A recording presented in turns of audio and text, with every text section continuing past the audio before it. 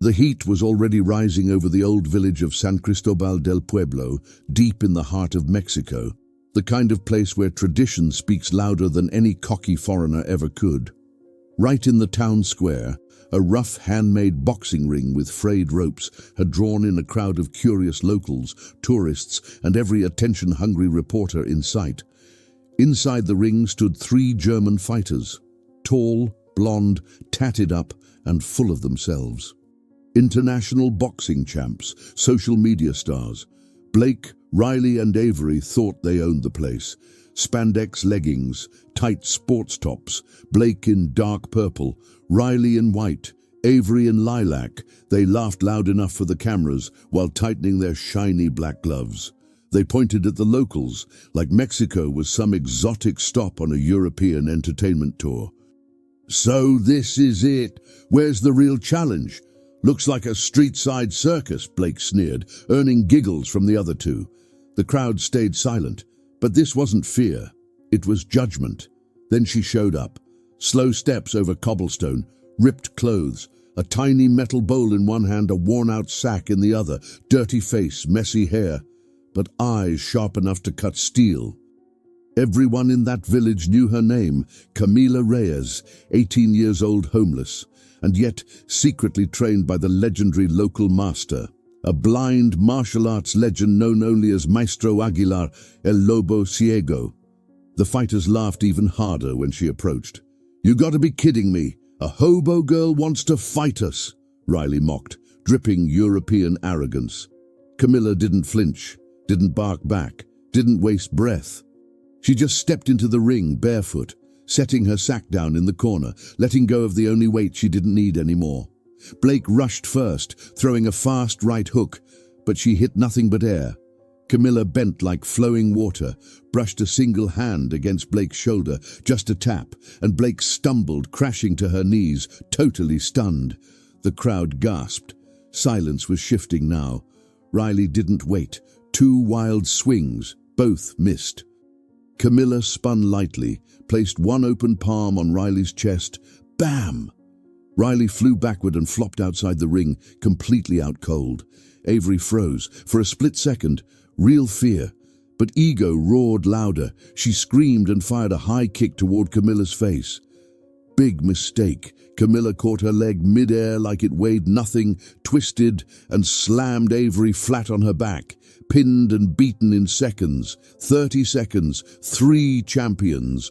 All down. No cheering. Just respect. Because everyone there felt it. Something sacred had just happened. Camilla picked up her bowl, stepped off the ring, and walked away the same way she arrived. Silent, untouchable, victorious. Tourists filmed in disbelief. Reporters scrambled for answers, trying to name the girl who moved, like the wind itself. An elderly man tied a red ribbon to the ring post, handwritten words in Spanish. Who mocks humility, gets knocked out by truth. That day, everyone learned, strength isn't in the spotlight. It's in the scars and survival a body carries quietly. Camila's legend spread faster than the heavy clouds above San Cristobal del Pueblo. The fight video blew up online. The German boxers were rushed away in shame, sponsors blowing up their phones, demanding explanations, threatening contracts. Blake, Riley, and Avery tried to spin it. It wasn't official. We were caught off guard. Yeah, right. But Mexico knew the truth. Camilla didn't care about views, fame, or gossip. While the internet exploded, she returned to the only place that still felt real, the damp alleys and ancient stone pathways she called home. Empty bowl, old sack, same cloudy sky watching over her. Her shelter was a small hidden spot behind a traditional restaurant. She survived on kindness, whenever kindness beat prejudice. Maestro Aguilar waited there, thin, old, both eyes blind, but aware of everything the world tries to hide. His cane tapped a slow rhythm on the floor. "The wind made noise today, Niña," he said, somehow seeing her tired face without sight. She lowered her head, still in those dirty, torn clothes. "I didn't want to be noticed, Maestro," she whispered. He tilted his head slightly, as if he could see through the darkness. "The river never chooses when to overflow," he murmured, "but when it does, it changes the land itself." Camilla gripped her sack tight. Inside, her only real belonging, a copper medallion shaped like a jaguar, ancient markings carved deep. The master's trembling fingers brushed the medal with reverence. "Your father would be proud," he said softly. Camilla swallowed hard. Her hands shook. I never met him." "But he met you," the master replied, "and you carry more than his blood. You carry his purpose." A small tear escaped, quickly brushed away. Before she could speak again, distant shouting cut through the moment. Footsteps, panic. A local kid sprinted in, breathless. "Camilla, they're back! The foreigners, and they're not alone!"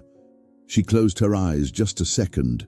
Egos bruised always come back swinging. Maestro Aguilar planted his cane firm, roots into earth. "If the wind calls your name, then now you must blow back." Camilla inhaled deep, and suddenly she didn't look like a homeless girl. She looked like destiny waking up, the jaguar's daughter. She turned toward the square. Cold wind brushed her face, announcing what was coming. Her eyes didn't hold fear, because fear had already learned to fear her. San Cristobal del Pueblo had never seen anything like the chaos of the last 24 hours. The usually quiet colonial town, known for church bells echoing in the distance and the smell of fresh tortillas drifting from home kitchens, now buzzed with a heavy tension. People went about their day, but their eyes kept drifting toward the square. Everyone knew something big was coming. It felt like the old spirits of Mexico were breathing again, reminding them that their stories were too ancient and too powerful to be captured on a smartphone screen. Camilla walked calmly beside Maestro Aguilar, who leaned on his dark wooden cane. Despite being blind, he always seemed to see more than anyone else. The old master wasn't scared of the foreign fighters returning, but he understood the danger they represented. "They want back what they lost," Aguilar muttered, feeling the wind shift. "When arrogance falls, it rises again, thirsting for revenge." Camilla kept her eyes locked on the commotion in the plaza. The crowd was gathering around the ring once more, like they knew this wasn't over, just paused. "Maestro, who was my father really?" she asked, barely above a whisper. Aguilar let a tiny smile slip, the kind that only comes from holding a truth too heavy to speak. "He was a warrior, a protector of these people, long before you were born." The old man stopped walking, turning his face toward the direction of the whispers. But his greatest strength wasn't in his fists. It was in his heart, a heart that fought monsters nobody else could see. Camilla thought of the cold nights sleeping in the streets, the closed doors, the disgusted stares. How could she carry the legacy of a hero? Before she could speak again, angry shouts cut through the air. "Weak Mexicans, none of you can actually fight!" Blake was screaming from the center of the ring. She, Riley, and Avery had swapped yesterday's sports gear for even flashier outfits, trying desperately to rebuild their image. The cold sweat on their skin gave away the truth. They still hadn't recovered from the humiliation, but their egos, untouched. Beside them stood 3 massive men, bodyguards. And nobody in the crowd needed a degree in self-defense to know they weren't here for a fair rematch. "We want that girl," Avery snapped, pointing wildly. "The wild animal who thinks she can fight." The locals stepped back, uneasy. No one dared point her out. But Camilla didn't need to hide. She walked straight toward the ring, the jaguar-shaped medallion under her tattered clothes, knocking lightly against her chest with every step. The villagers opened a path for her, not out of pity, but out of respect for something ancient they could feel in their bones. Blake grinned when she saw her. "Here to apologize," she cackled. "Maybe kneel. We'll record it and make it go viral." Camilla stood still. Her eyes didn't show anger, only purpose. I fought because you insulted my people, she said softly. Now I'm here because you're threatening them. Riley leaned into the ropes, taunting. So what? You're gonna take all three of us on alone? Maestro Aguilar's voice rose from outside the ring. The jungle doesn't measure strength by the number of predators, foreign girl. When the jaguar stands its ground, no wolf walks away unharmed. The bodyguard stepped forward, ready to intimidate, and then the doors of a nearby house burst open. 2 strong local men stepped out to defend her. She's not fighting alone, one said. Here! Nobody humiliates someone who has nothing, the other added. But Camilla raised her hand, signaling silence. She looked into the eyes of the townspeople who showed courage despite their fear. Thank you, but this fight is mine. Aguilar smiled faintly. That's when drums from a distant celebration began to pound, as if the earth itself had chosen a battle song. Blake lifted her chin and bared her teeth. Then let's end this. The sun remained hidden behind clouds like a silent spectator. And with the deep heartbeat of the drums, the whole town finally understood. Their real fight was only beginning, because the invaders' defeat wasn't the ending. It was just the prologue. The square felt like one giant heartbeat. Every step, every breath, every glare was a silent warning that a storm was about to break loose. The crowd closed in, forming a sacred boundary around the worn wooden ring, the line between fear and courage. Blake paced across the platform, cracking her black gloves together, a crooked grin on her face. You got lucky yesterday, she growled.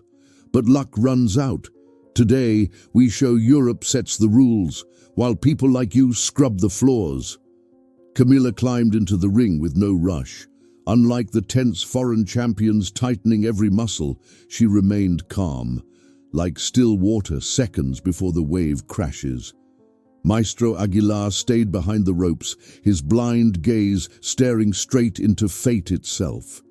Riley and Avery stood behind Blake, not just ready to win, ready to destroy Camilla in front of everyone.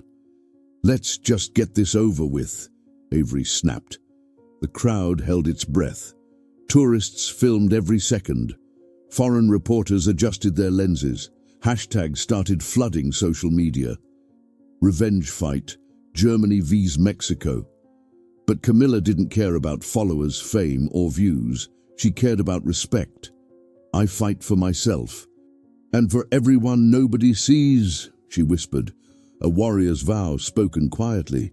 Blake roared and charged, throwing a punch strong enough to knock out an average pro fighter.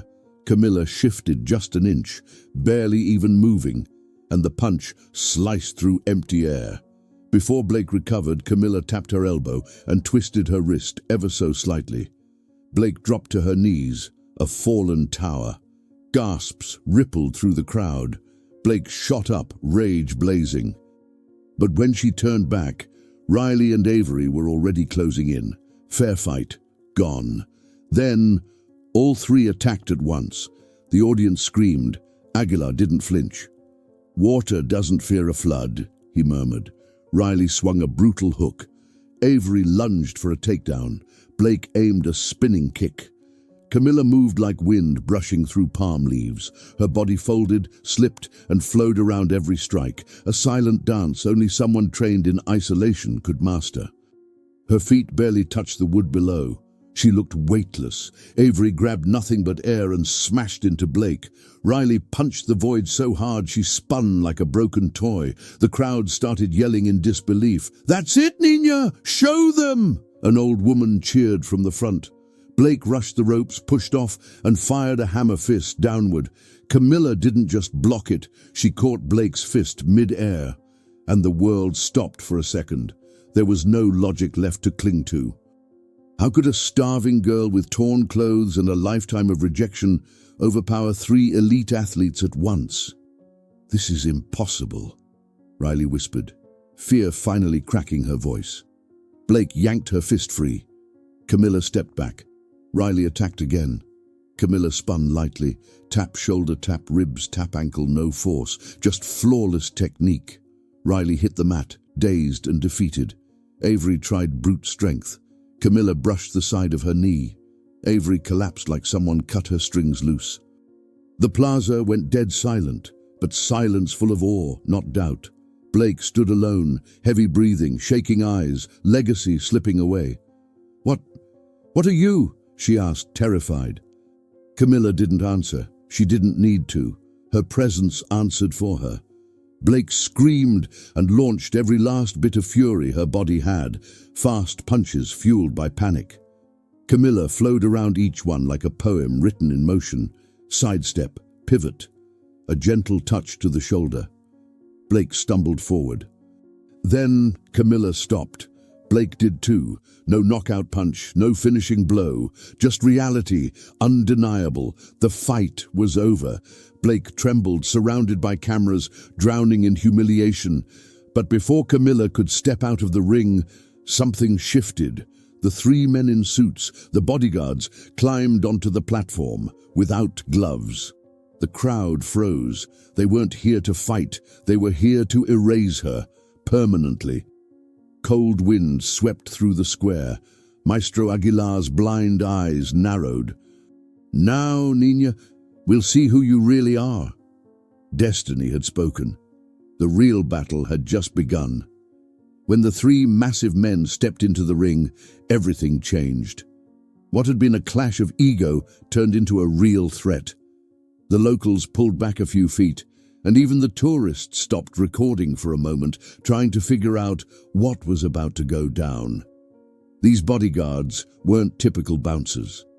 Their scarred arms and cold eyes screamed experience in something far darker than any regulated sport. They fanned out in a half circle while Blake, still gasping for breath, backed into the corner like a wounded queen ordering her pawns to clean up her mess. The tallest of them spoke, low voice, steady and deadly. "Orders from the sponsor. That girl doesn't walk out of here." The entire crowd froze. One of the biggest sports brands on earth, revealing its real face. Control the story. At any cost.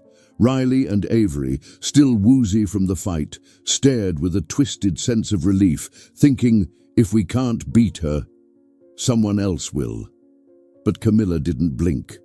The world had never played fair with people born without money, without status, without a last name that matters. None of this surprised her. For her, injustice wasn't shocking. It was Tuesday. Still, her heart tightened when Maestro Aguilar spoke, steady as stone. "Be careful, Camilla. Those men are not fighters. They're mercenaries." She breathed in deeply, and doubt hit her for the first time. Can I take them? How far does my strength go? Am I really what the master believes I am? The jaguar medallion beneath her shirt warmed against her skin, as if answering, yes. As the men approached, an unexpected sound echoed through the plaza. Sirens. 2 police cruisers pulled into the square, scattering the crowd. Officers rushed out, forming a defensive line between the ring and the frightened civilians.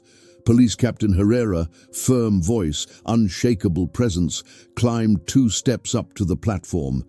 "This event is not authorized. You are violating city laws and endangering lives." Blake used whatever anger she had left to scream, "We're international athletes. You have no idea who you're dealing with." Herrera crossed his arms, unimpressed. "Here, the only authority that matters is Mexican law. And Mexican law does not tolerate cowardice, disguised as entertainment." The crowd cheered the captain, but the mercenary leader just smirked. He pulled a badge from his pocket, covered in official seals, the kind issued only to federal agents. "Influence is the new law," he replied coldly. "Step aside." Herrera froze, because that badge was real power, dirty power. The bodyguards stepped forward again. Aguilar slammed his cane into the floor. "Do not step closer to my student." One of the mercenaries laughed at the blind old man. "And what are you going to do, Grandpa? Hit us with that stick?" The master lifted his chin toward the voice. "I don't need to see shadows to know where to bite." They hesitated. because the threat felt real, and then something no one expected happened. The village chose a side. Women raised their brooms, workers grabbed wooden planks, cooks lifted heavy iron ladles, people stood, one by one. The whole square became an improvised army. They had no training, no fancy gloves, no worldwide sponsors, but they had something arrogance can never buy: courage. Blake's eyes went wide, furious that people she saw as peasants dared oppose her, a millionaire champion. The mercenary leader calculated fast. Police confrontation, locals rising up, international cameras rolling. This had gone way beyond the original cleanup job. He stepped back. "It doesn't end today," he muttered, "but it ends soon." He signaled his men, who helped Riley and Avery off the stage. Blake came down last, staring at Camilla with a silent promise. "I'll be back, and when I return, you'll beg for mercy." The sirens faded. The people breathed again. Camilla didn't celebrate. She dropped to her knees, not because she was weak, but because destiny had just revealed its weight. Aguilar knelt beside her and held her hands. "Today you earned allies, and soon you'll earn greater enemies." "The world hates when someone humble rises." Camilla raised her dusty, sweat-streaked face. "I don't fight to rise. I fight so no one gets stepped on." Aguilar smiled. "And that is why you were chosen." Footsteps spread through the square. Applause followed, not loud or wild, but proud, grateful, full of faith. Camilla Reyes, the homeless girl with no last name and no future, had become the symbol of a city, and symbols don't fall easily. Night settled over San Cristobal like a heavy cloak. Old street lamps cast dim pools of light, leaving deep shadows everywhere. Perfect places for secrets to hide.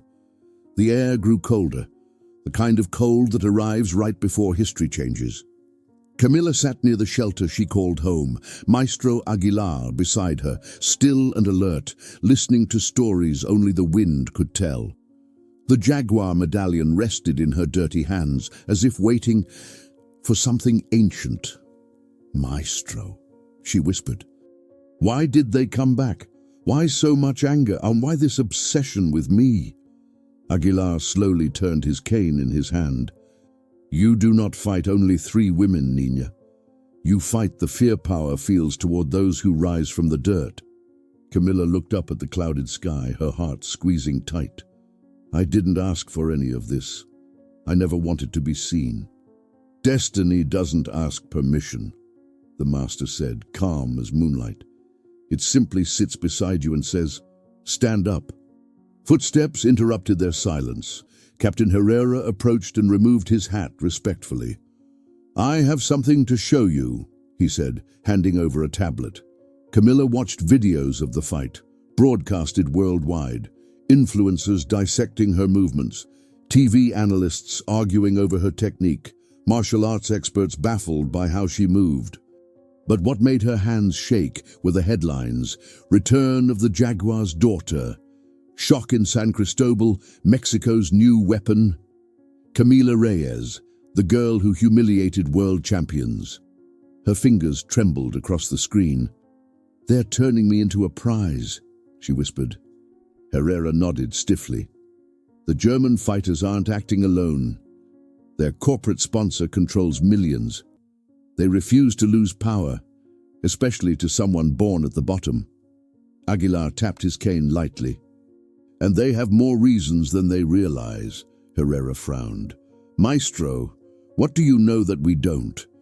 The old man inhaled, then gently lifted the medallion. Under the moonlight, ancient carvings appeared.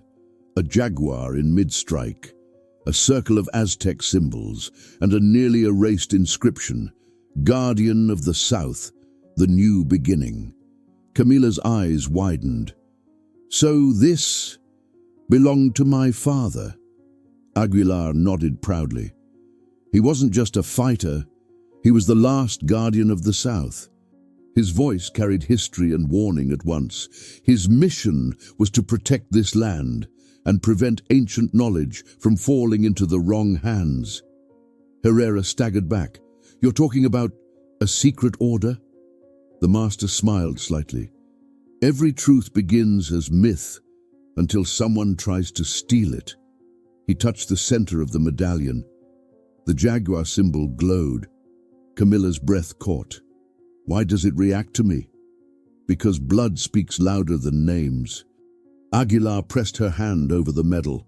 They found out what you carry, and now the world knows.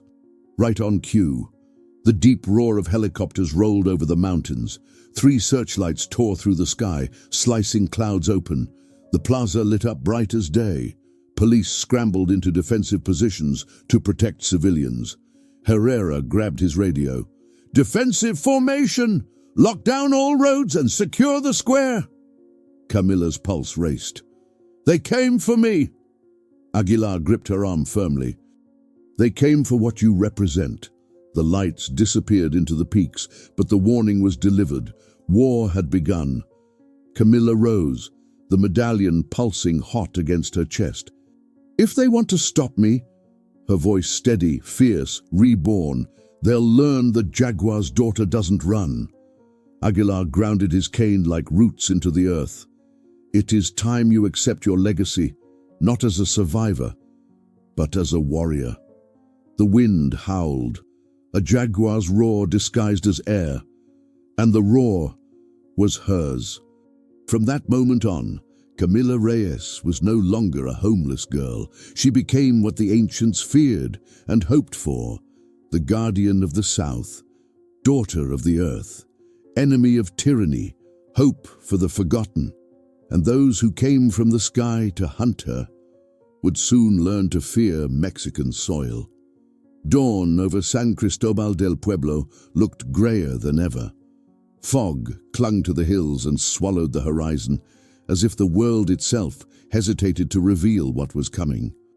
In the square, residents huddled in groups, whispering nervously, eyes fixed on the skies, afraid more thunderous machines might burst through the clouds.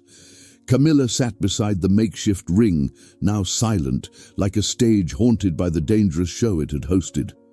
Maestro Aguilar sat at her side, focused, as if he could hear destiny writing new orders in the wind.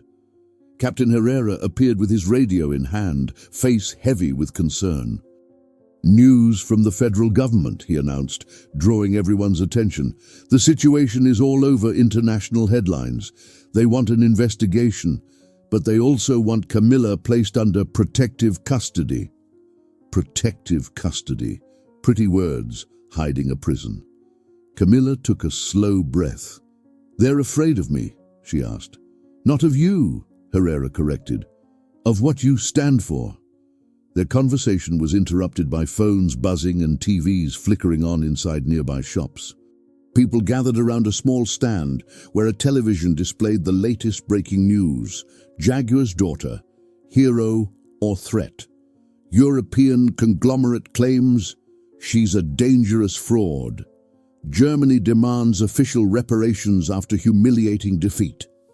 On screen, Blake appeared. Makeup covering bruises, voice full of victimhood. That girl is a biological weapon. She's trained to hurt people. It was a violent attack. We almost died. The footage showed only the defeats, never the insults. Never the mercenaries, never the truth. The narrative was being twisted against Camilla. They're lying, a woman muttered, furious. Herrera clenched his fist. Money buys almost any version of truth, he said. Then came Riley, fake sobs, shaking hands.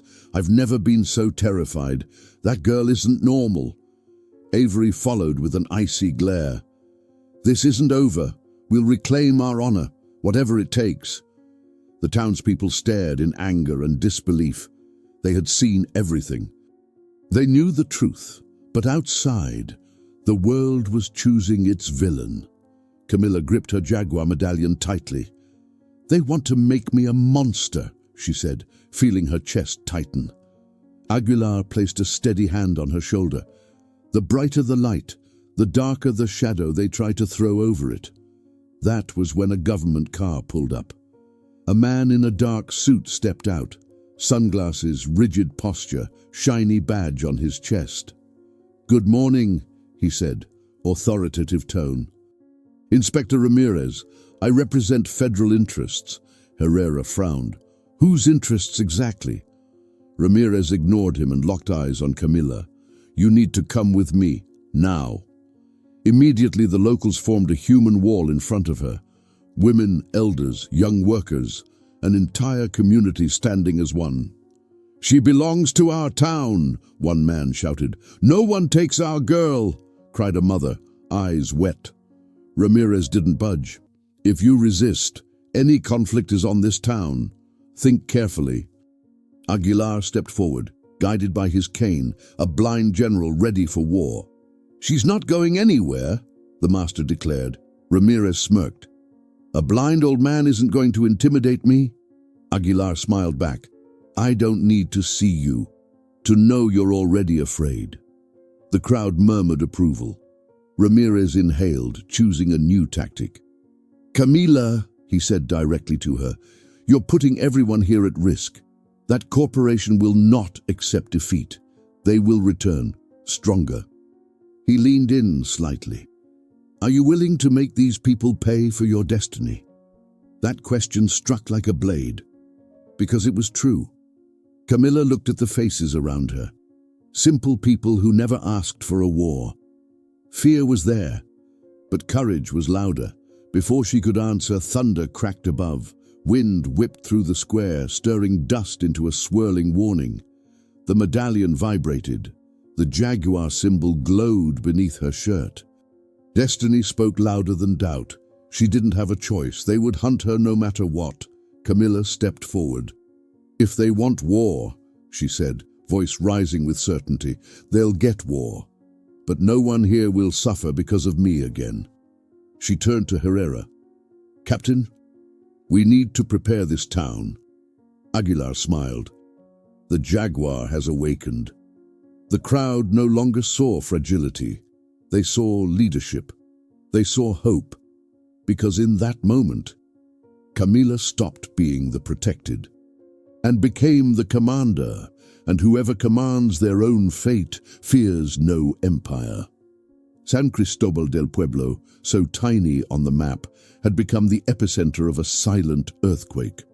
The sun rose crimson behind the mountains, and the morning air carried the smell of corn roasting on community stoves and the scent of war closing in.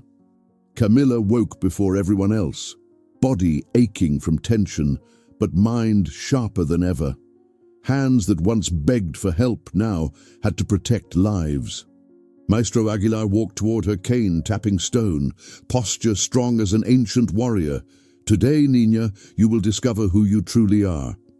He led her far from the square, to a hidden ravine where the wind howled like a wild beast. Cacti stood in rows like green soldiers, and the rocks beneath them held stories older than memory. "Your father trained here," Aguilar said, stretching his arm toward the valley. "This is where he became a guardian of the South." Camila felt time bend, the past and present breathing the same air. "What do I need to do?" she asked, burning with determination. Aguilar slammed his cane into stone. "First, unlearn." She blinked at the strange command. Then he gave her a gentle push. She fell. "Brute force is useless if your mind is chained by what the world told you you are," he said. Training began. He tied a black cloth over her eyes.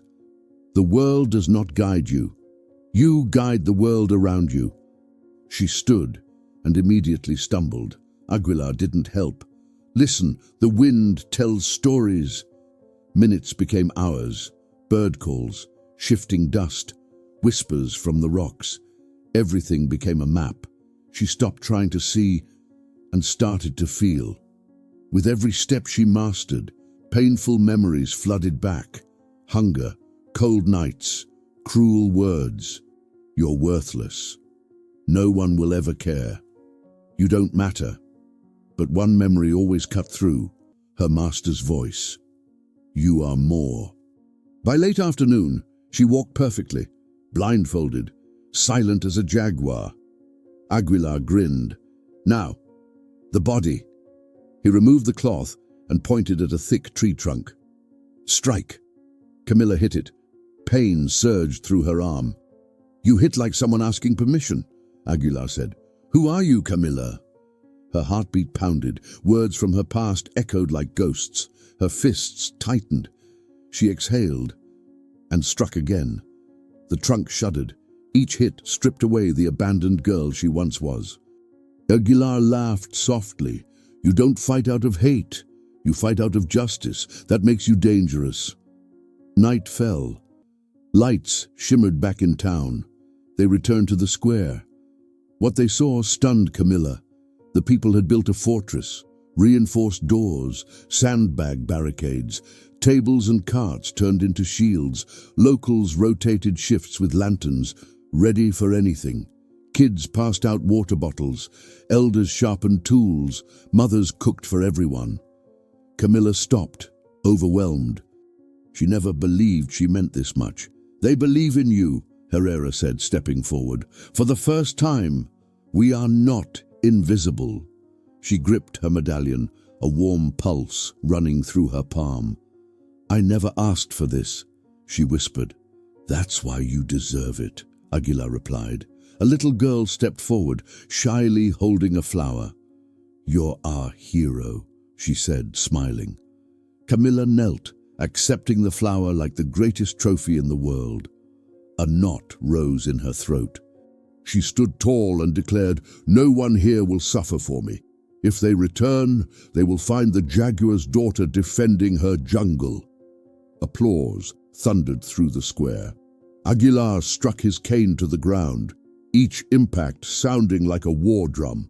The world is coming, he said, but the world has no idea. It is stepping into a predator's territory. Camilla raised her chin, shoulders firm, eyes unbreakable. She was no longer a girl begging for mercy. She was a guardian claiming her land, and from that moment on, fear changed sides. In the days that followed, San Cristobal del Pueblo didn't sleep. What used to be a peaceful village had become a strategic stronghold of resistance. Lookouts watched the hills through old binoculars. Villagers practiced basic defense techniques in the square. Hammers striking wood echoed late into the night. Camilla trained endlessly with Maestro Aguilar. Her agility now felt otherworldly. She moved as if guided by the instincts of an invisible predator. Every strike carried millimetric precision. Every step was silent as wind. Yet something still tormented her. The unanswered question of who was truly pulling the strings. One night, while staring at the faint stars behind heavy clouds, Herrera appeared holding a brown envelope. I received classified intel from my contacts, he said. He laid the contents across a makeshift table in the square.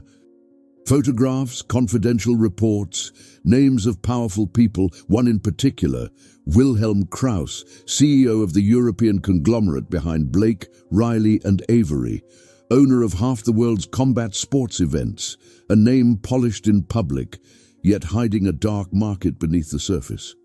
This man, Herrera explained, has spent years trying to get access to ancient manuscripts, ones describing legendary fighting techniques, texts about warriors capable of defeating armies alone. Aguilar nodded. The manuscripts of the Jaguar lineage. A chill ran through Camilla's body. So that's it. My father protected them? Yes, Aguilar confirmed. And he died because he refused to give that knowledge to foreigners. Silence cut through the air like a blade. Camilla felt pain. Not the pain of fists, but the pain of truth. I didn't inherit a technique. I inherited a war. Krauss believes you hold the rest of what your father hid, Herrera said, and he'll stop at nothing to take it. Suddenly, a lookout sprinted toward them, out of breath. Captain! We detected drones approaching from the mountains. The warning spread through the square. Villagers raced to positions. Flashlights aimed upward as small, blinking lights appeared in the distance. The drones flew silently overhead, filming, mapping, searching for weaknesses. They're gathering intel for the final assault, Herrera said, voice tense. Aguilar struck his cane against the ground. You can't find a weakness in a heart that refuses to surrender. The drones drifted away, vultures watching from afar. Everyone knew. The calm was just the silence before the hit. Camilla inhaled, calming the adrenaline burning her veins. When they come, how many? She asked. Herrera placed his hat firmly on his head. That corporation has enough money for mercenaries, private soldiers, maybe corrupt officials. They could come with dozens or hundreds. The village swallowed hard. But no one backed down. Old Doña Esmeralda, over 70 years old, raised a piece of wood like a spear. If they want our girl, they'll have to go through an entire town first. Voices united in a roar that shook adobe walls. Camilla's eyes welled, not with fear but with gratitude. She touched the medallion, feeling its heartbeat like that of a jaguar. Master, what if I'm not enough? Aguilar smiled gently. The power you fear doesn't come from the blood that runs in your veins, but from the blood you are willing to spill to protect what you love. You carry your father's spirit, and the spirit of everyone protecting you, Camilla breathed in. And when she opened her eyes, there was no doubt left, only purpose. That same night, under a moon peeking through dense clouds, 3 black motorcycles tore down the road toward the village. Their headlights sliced the darkness like razor blades. The riders wore tactical gear and reflective helmets that hid their faces. On the center helmet, a detail, a German flag, red and silver. Blake. She was back, not for a rematch, but to finish the job. The village had no idea. The storm was already inside the gates. Midnight was so silent, even the wind seemed to stop, listening as fate approached. Dim streetlights flickered across barricades, while villagers waited, unsure when the attack would strike. The air held a sharp suspense, like that split second between lightning and thunder. Blake, Riley, and Avery stopped their bikes atop the hill, stalking San Cristobal like predators on the hunt. Behind them, black trucks rumbled forward, carrying heavily armed mercenaries. The roar of engines made some villagers look skyward in panic, thinking the helicopters had returned. But this time, the enemy came from the ground. Down in the square, Camilla pressed the medallion to her chest. It wasn't fear, it was ancestry breathing through her. Aguilar touched her shoulder. Listen, Niña. The jungle does not roar to scare. It roars to declare it is alive. Camilla's lips curled into a calm smile. Then let them hear me. The bikes switched on their headlights, beams slicing the square. Blake stepped forward, dripping with arrogance. Riley and Avery followed, still bearing the bruises of defeat. The mercenaries marched until they reached the barricade. Herrera climbed to the top of it, voice booming. This is protected territory. Turn back before you commit a grave international crime. Blake spread her arms wide with disdain. The real crime is hiding a human weapon like her. Outrage rippled through the crowd. Camilla is not a weapon, someone shouted. Blake ignored it and pointed directly at her rival. You street rat. From the dirt of San Cristobal to global headlines. By what right? Camilla stepped forward, standing tall before the barricade. The right to exist, she replied. And today, no one here loses that right. Blake scoffed. Let's see how brave you are once you're crawling at my feet. She raised her hand. Mercenaries tensed, ready to strike. But then, a roar. Not an animal, not a machine. The roar of the people. Doña Esmeralda marched forward and slammed a pan with a metal spoon. No one touches our girl. Dozens of pans, drums, pipes, a thunderous wall of sound rose from the village. The mercenaries hesitated. Blake's confidence cracked. For just a second. Camilla took that second to leap the barricade, landing between her people and their enemies. Blake lunged with a punch filled with hatred. Camilla slipped aside as effortlessly as breeze dodging a tree. Riley and Avery attacked, left and right. But Camilla wasn't the same girl they fought before. She moved like a jaguar in the hunt, silent, precise, inevitable. Then it happened. The medallion glowed, first a faint ember, then alive with burning light. The jaguar symbol radiated on her chest. The crowd went silent, struck between awe and terror. Camilla felt her feet root deeper in the ground, as if ancient spirits were anchoring her. Strength surged like the jungle itself was lending her power. Blake realized the truth. This isn't human, she screamed, stumbling backward. Camilla advanced not with rage, but with controlled destiny. One precise touch to Avery's wrist. A cry of pain, arm disabled. A deflected strike from Riley, then a gentle pressure on her shoulder. She collapsed to her knees. Mercenaries surged forward, but Herrera and villagers stood firm, forcing them back with makeshift shields. This was more than a fight. It was a community defending its future. Soon, only two remained standing, Blake and Camilla, Blake trembling and pride cracking apart. "You ruined my life," she screamed, kicking high. Camilla caught her leg with one hand. "You ruined your own," she answered, voice steady. A smooth twist, Blake crashed to the ground. Dust rose, a victory whispered by the earth itself. Blake struggled to rise, but her legs refused. It was over. The mercenaries, seeing defeat, retreated. Villagers chased them out with battle cries until the last engine faded into the night. Camilla approached Blake, who cried not in pain, but in humiliation. "Why, you," she whimpered. "How can someone like you win?" Camilla looked toward the stars. "Because I don't fight for fame or money. I fight for the unseen." She extended a hand to Blake. Blake stared, then rejected the gesture. Camilla nodded, understanding. "I don't hunt enemies, I hunt injustice." The village erupted into applause. The medallion glowed once more, then rested. The roar faded. But the world would hear from the Jaguar's daughter again. The sun finally returned to San Cristobal del Pueblo that morning, as if it had just received permission to shine again after days of fear. The streets were alive, children running, adults chatting, elders already retelling the midnight events like a legend born before their eyes. The battle was over, and fear had been exiled.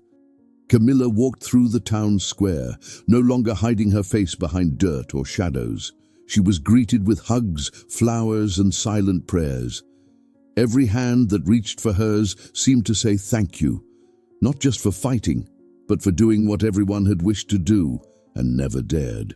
Herrera approached with a tired but proud smile. "The border of fear has been pushed far from here. Without you, we would have been crushed under the boots of a global giant." Camilla nodded, eyes lowering. "It wasn't just me, Captain. One person doesn't win a war. It was San Cristobal del Pueblo that fought." Aguilar lifted his cane, his smile wide with pride. "You became what you were always meant to be, not because someone demanded it, but because your people called, and you answered." Camilla breathed deeply, feeling peace for the first time in years.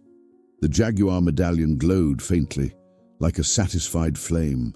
The power still pulsed within her, but now it was calm, focused. "What happens now?" she asked. Herrera pointed toward the road leading out into the world. "That conglomerate will need time to lick their wounds. They tried to erase you and were exposed in front of the world. But they'll remember. They don't accept defeat." Aguilar added, "You carry a legacy many want to control. Protecting this land may require leaving it." Camilla looked to the horizon, not afraid, determined. "I'll go wherever I'm needed," she declared. "But this place will always be my home." The town burst into applause, raw, real, overflowing. That sound was worth more than any gold medal or championship belt. Doña Esmeralda placed a plate of food in Camilla's hands. A hero can't fight on an empty stomach, she said with a mother's affection. Camilla laughed, and in that laugh was the echo of the girl she once was, the girl the world ignored, and the girl who now belonged. She stepped onto the ring again, not to fight, but to speak. Thank you for believing in me when I couldn't believe in myself. You gave me something no one ever did. A place. With her usual simplicity, she finished, "As long as I'm alive, San Cristobal del Pueblo will never stand alone." Cheers erupted. "Daughter of the Jaguar! Daughter of the Jaguar!" the village roared, this time a roar of joy. Camilla glanced up at the sky and silently thanked her father wherever he was. She had won. And Mexico had won with her. That night, Camilla slept soundly in her small shelter, exhaustion finally claiming her. Maestro Aguilar stayed awake beside her, letting a finger trace the jaguar medallion. Then he noticed something. A silent figure emerging from the shadows between the houses, walking toward them. The master rose, cane raised, but stopped when the figure stepped into the light. A man, a scar across his face, eyes the same deep brown as Camilla's, and around his neck an identical medallion, glowing with the same ancient power. "I finally found my daughter," he said, voice trembling. Camilla woke to the sound of that voice, and the world stopped for a heartbeat. Her father was alive, and her true strength was never alone. The story of the daughter of the jaguar ends here, not with a promise of what's next, but with truth finally restored. Camilla Reyes defeated violence, prejudice, corruption, and lies. And in the end, she even defeated the destiny that tried to take everything from her. Now she has a home, she has respect, she has a community that protects her, and she has her father back. San Cristobal del Pueblo sleeps peacefully, knowing the town's guardian that he is not a weapon, is not a monster. She is a daughter, she is a hero, she is a Mexican symbol. If this story moved you all the way to the final moment, leave a like, comment your favorite part. Share this video with someone who believes the humble can change the world. Thank you for watching till the end.